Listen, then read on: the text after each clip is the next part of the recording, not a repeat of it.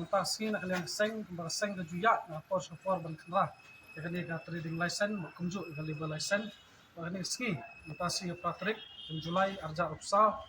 berpau jo sokman kalian di department per lawan ban dan dekat lang yakni ski na ka Shillong Municipal Board pada ka HDC na ka labor department kumju of food and safety but ba hakni ka jingkra ya ka trading license ba labor license ni si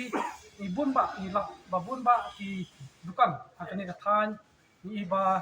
idan ki dukan ki bamdan ya ka trading license ba kumju ibun ba ki dukan ki ba kam renew ya ka trading license na kumbasis nam ni asnam bat habay day bat kani ningkong so man ban pensay sipi ba ninda pet haba yakini kidukan ko ban ay ka message ba diwan pet so haba fi apply ya trading license ba ban kadiang ya kidukan kijongki ba tentu ba rules and regulation la to sai ba di ban apply ya trading license na ka municipal board ba tunjuk so ba apply ya trading license di ban board kat kendon ke balabu da municipal ni ba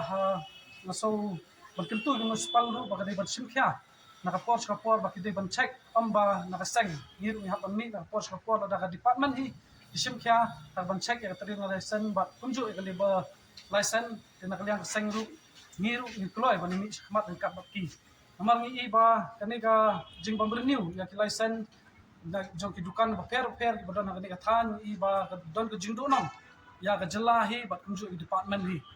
ti kuntan kaliang seng kentu ba ki ban sim kya na kaliang ka municipal ba ki ban simkya ban check ya ka trading license nomor ngi ikat kung gitu ki rules ba tang hadu life way trick match ka trading license kalong valid tang sistem bat hadin ka life way trick you ki dukan kila de ban renew ya ki license ki jongki nomor kat kung ka ka rules ru jong ka municipal ngi iba hadin news ngi ka ban issue ya notice sa ki dukan ni gitu ki ban wan bar renew ya ki license ki jongki tin na kaliang jongi ngi iba ngi yo jute pa bon ki dukan ki bam renew ke license ni ski ba long ini ba mi khmat ban ban check ikni ka trading license ba kunjuk ni ba license Ni ba